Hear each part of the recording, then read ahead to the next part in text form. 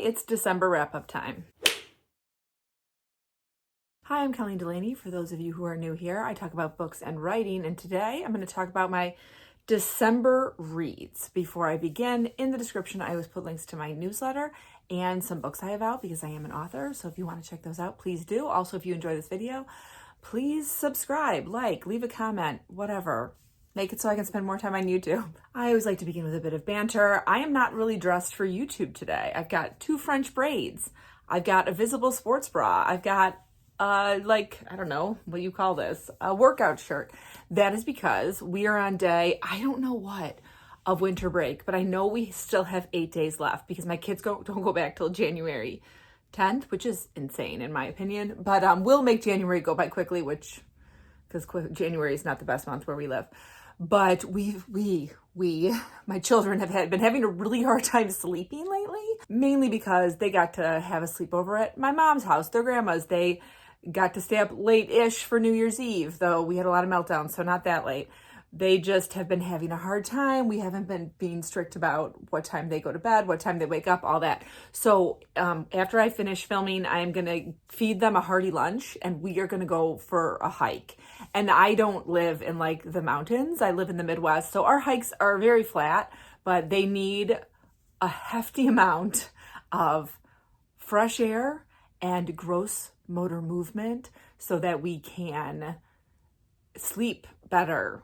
And then I can sleep better because it is, hard to unwind at night if you have a child coming in every 5 minutes because they like to take turns telling you a story or whatever. Okay, on to the books. December this year was kind of weird for me. Usually in December, I read 11 books. I go nuts, and that didn't happen. In my own defense and making myself feel better about it, we were really sick at the beginning of December. I had flu A. 2 of my kids had flu A. My husband had pneumonia, and so did one of our kids had pneumonia. We had a lot of illness. So I didn't read very much. I read 7 books, and I was reading an 8th book, and I lost it. It's in my house, and I don't know where, though. I am doing quite a bit of cleaning today, tomorrow, the next day, just to kind of get my house back out of holiday land. I love Christmas decor and all that, but having all this extra stuff out is just, I'm a cluttered person already. It just adds more clutter. Also, just to make you laugh, let me show you what is sitting in my bedroom, because we had all these Christmas parties and birthday parties, and I hadn't put this away yet. So this is sitting in my bedroom right now. My large basket of pumpkins that goes next to my fireplace, but I want to keep the basket out because I think it'll be pretty with all sorts of seasonal decor in it, but I need a new box for those pumpkins before I put them above we have a small storage space in our garage. Okay, let's talk about what I read. So as I have in the past, I'm going to start with my least favorite book and go to my most favorite book. Let me tell you about the book I lost that I'm about halfway through. Ink Blood Sister Scribe by Emma Torres. It's in my house. I haven't gone anywhere with it. I just can't find it. And I don't know. There's a couple piles of stuff in our living room by our tree. I think once I get all my Christmas decor put away and get everything put away, that I'll find it. I think the problem with that book is also I wasn't that grabbed by it. And I really wanted to finish it. I started it 4 days before New Year's Eve, thinking, I was it's a 400-page book. I can read 100 pages every day. It's not the kind of book for me that I can read 100 pages a day, mostly because there are 3 narrators going through 3 very different plot lines where I am right now. And I love one of the narrators, and her plot line is very interesting. It's the one that takes place in Antarctica. And then I like another one of the plot lines, which is about her sister, who is a caretaker to a magical library type of deal in their childhood home. And then the third plot line is about a scribe, and I don't really like his plot line at all. And so the last couple times I was reading, I felt like I was getting so much of him, and I just wasn't that interested in him. So it was making the book kind of slog. I looked for this book yesterday for an hour and couldn't find it, so I did start reading a new book yesterday because I'm I'm not going to just not read because I can't find this book. So right now it's shelved, but I will find it eventually and I will finish it, especially because it's a book of the month book. let's talk about what I did read. And I did read quite a few Book of the Month books. Now, again, these are just my least favorite. I'm not saying that this is necessarily a bad book, but my least favorite that I read in December was What the River Knows by Isabel Ibanez. I truly just believe this book is not for me. First of all, I'm not the intended audience. It's a young adult book, and I don't really read YA. I'm not like an adult who reads YA all the time. So this is like got mummy vibes. It's 18, 19-year-old from Buenos Aires who goes to Egypt after her parents are murdered to try and figure it out. There is magic. There's a magic system in here. She meets a Rick from the Mummy-like character, and there's a lot of ancient Egyptian related like adventure and peril.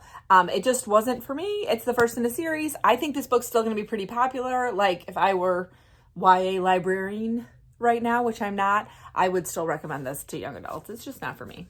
My next one was Barbarian's Touch by Ruby Dixon. I don't know what number I am at in the Ice Planet Barbarians, but that's what this one was called. And this one we have Lila and Rokan, and it was enjoyable in that I liked that Lila is a deaf person whose cochlear implants have been stolen, and she is very quickly separated from her sister, who's the only person who knows sign language, and she's with Rokan, who will eventually, first she gets kidnapped by a different Sakui.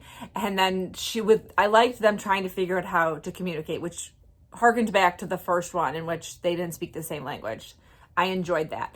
The only reason I put this one so low is I read it not that long ago, probably like 3 weeks ago.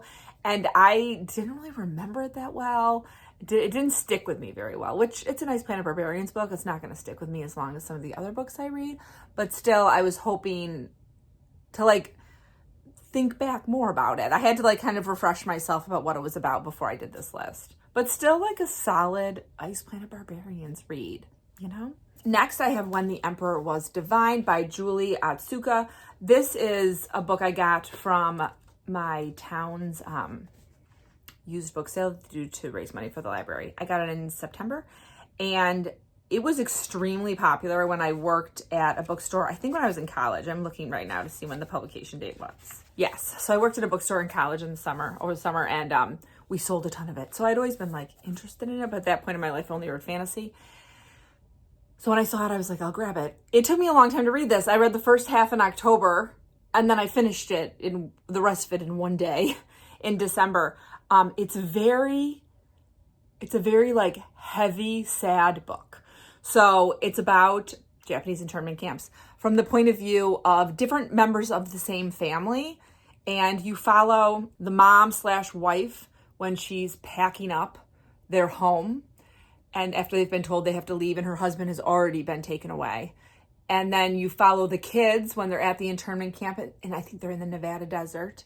And then the last chapter is just a very quick story of what happened to the dad. I mean, it's just about like really horrible things told very realistically.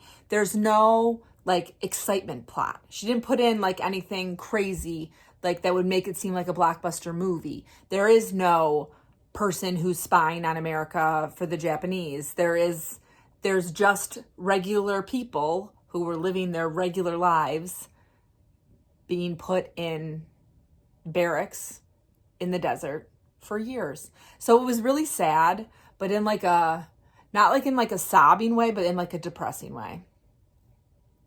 Very well written. Next, I read No One Can Know by Kate Alice Marshall. This is a thriller I got from Book of the Month in December. And I read one other book by Kate Alice Marshall called What Lies in the Woods. This is about 3 sisters, Emma, Juliet, and Daphne. And Emma is our main narrator, but we get some chapters in Juliet and Daphne's voices. They are adults now in their, I think they're like late 20s, early 30s-ish. And Emma has like a lot of things go wrong at the same time. She's like a freelance worker. Her work ends. Her husband loses his job. They've just like put a down payment down on a house, and she finds out she's accidentally pregnant. And they are just very much realizing like they don't have any money and they can't buy that house anymore. And their flat they live in has already been, or flat, they're American. Their apartment has already been rented out. So her husband suggests they go live in her childhood home, which she and her sisters do own. And it sort of comes out that she hasn't actually told her husband like anything about her childhood, just that her parents died and they were actually murdered there, and she was the main suspect. So we follow them moving back into the house, and Emma starts to think about how they never found out who did it. And you follow a pretty good mystery. Not unlike What Lies in the Woods, we jump back and forth in time. You see them when they're teenagers, and I think Daphne's the youngest. She was like 12. So they were like 12, 16, and 18 when this all happened. So you go back and forth between now and then, and how their lives have really changed because of this tragedy that happened. I enjoyed it. I thought it was a good, fast-paced thriller. I read it in a couple days. Solid thriller, fun read. Next, I have Winter Street by Ellen Hildebrand, and I thought this book was really fun. It's the story of a family, and they're all, like, the children are all adults, though. So our narrators are Kelly Quinn, who's the patriarch, and he owns the Winter Street Inn in Nantucket. And then our other narrators are his children, Patrick, Ava, and Kevin, ? Yes, Kevin. And then he has another child, Bart, who's not a narrator in this book, but it's a series, so I think he will eventually be a narrator. And then his ex-wife, Margaret, is also a narrator. The book opens with Kelly walking in on his current wife, cheating on him with the man that plays Santa at their hotel. And it was very funny. This is one of those interesting books that it's like a light read, but there's some very heavy topics in it. Bart, who's his child from his second marriage, is deployed to Afghanistan. And the entire time over these few days around Christmas, they haven't heard from him, and they know that there are some soldiers who have been kidnapped, and so they're very worried. No, I shouldn't say kidnapped, taken as prisoners of war, and they're very worried he might be in the group. So, but at the same time, you have a lot of like light feeling stuff. Ava's plotline's pretty light. She thought her boyfriend was going to propose to her, and then he ended up going home to his family instead, and he's hanging out with his ex-girlfriend from high school. And then you have Kevin, who is completely in love with his girlfriend, who is one of the housekeepers at the Winter Street Inn, but they haven't told anybody, and she's pregnant. And so their plotline's very like fun and funny. Patrick is under investigation for insider trading, so his is not funny. So it stays very light. If you want to read like a light story that has Christmas vibes, I like this one a lot. It's the first in a quartet. I will continue reading this series over the holiday season. Next, I did read my Break in Case of Emergency book that I had on my bedside table, which made me a little sad because it was really good. And now I don't have that to get me out of a book slump. But it was This God of Mine by Sophie Jordan. I think this is number 4 in the Rogue Files, but I've read now all of them except number 6. I haven't been reading them in order. This is about Lady Clara, and she's engaged to like an awful man. She didn't realize how terrible he was. And she tries to break off the engagement and he won't let her. So basically what she does is she says she's pregnant with another man's child. And she decides to just ruin herself to get away from this guy. He obviously calls off the engagement, and she moves to Scotland where her brother lives, he has one of his houses there, who is a duke, thinking she's just going to live out her lives being a spinster. But then she does meet Laird Hunt McLaren, who they have their meet cute during like a tavern brawl, which was fun. And he has a curse that he very much believes in, that he cannot father a child because every person in his line has died before their child breathes their first breath. And he finds her very attractive. So he's like, oh, she's already pregnant. Perfect. I'll get to be a father to this child, even though it's not my child. I can just claim it as my own. And I'll also get to have sex for 9-ish months because she's already pregnant. You can't get pregnant twice. And so he does marry her, and it goes from there. And it was just really fun. And I really liked it a lot. And I really liked the ending, how they did it, because it has a happily ever after. And lastly, my favorite book I read in December was a great one. And it's a book of the month book. And when I tier rank my book of the month books, and you're going to get that in January for the past year. And this is definitely going in my highest ranking, which I think I call Put It in My Veins. And it is The Frozen River by Ariel Lawhon. And this is the story of Martha Ballard, this is historical fiction. And it's about Martha Ballard, who's a real woman. She was a midwife in early America. And she kept a meticulous diary that has survived. And the afterword of this is really cool because Ariel Lawhorn talks about her diary. And she never lost a patient. So she's a midwife. She did lose some babies, but she never lost a mother, which is a big deal for that time period because that's like, you know, very dangerous to give birth then. I loved this story because it was part historical fiction, very well researched. Like, you felt amazing. It takes place and you're in like Maine, in a small town, and you jump between lots of years. So sometimes you're in the present. You're mostly in the present, which is when there has been a man who was accused of rape is found dead in the river, and Martha believes he was murdered, but this judge is saying it was an accident. And then you go back in time to her teenage years, when she first met her husband, when her children were little, all that. This book has a lot of content warnings. Pretty much every plot line surrounds sexual assault. Okay, so the main one in the present has that. We have some main character sexual assault. A lot of that is going on in this book. There's also a lot of childbirth in this book. So if you were squeamish at all for childbirth, I wouldn't read this. One of the things that Ariel Lawhorn did so amazing in this book is she wrote such a good love story between Martha and her husband, who are like in their 50s and have been married for a really long time and have like a mountain of children. And I loved that part. She wrote it so well. I'm always very impressed as a romance writer when non-romance writers write relationships so well, and she definitely did. She's written a bunch of books, and I think I'll probably read another one. I mean, if she has another book come out, like another new one, I'll definitely get it from Book of the Month if they have it. But I've been looking at her backlist, and I might pick up some. So that was my favorite of the month. So those were all my reads of December. Not as plentiful as I was hoping. I was hoping to have at least 2 more on there, but it just didn't work out, and that's okay. You just have to kind of roll with the punches. And I think that it was a good lesson because I did tell myself at the beginning of the year that I was going to read under 80 books because I felt like I was putting too much pressure on myself to read so many books in a year. The year before I had read 99. And while I know a lot of people are like, well, I watch booktubers who read 250. That's fantastic. And that's totally possible. That is not something that is possible for me, someone who is a writer and has 4 children and just my life the way it is. I have other hobbies. I can't read 200 books a year. I finished the year at 85.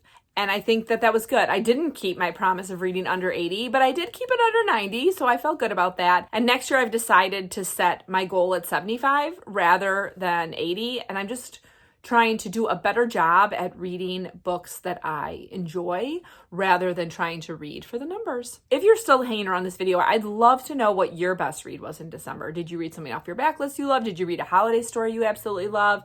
Did something surprise you? Did you read any of these books on this list? Which would be cool. If you made it to the end of the video and you don't want to write words, please give me one last Christmas tree emoji. We are closing the holiday season. It is over. I said that to my children yesterday when they were all having a panic about going to bed earlier.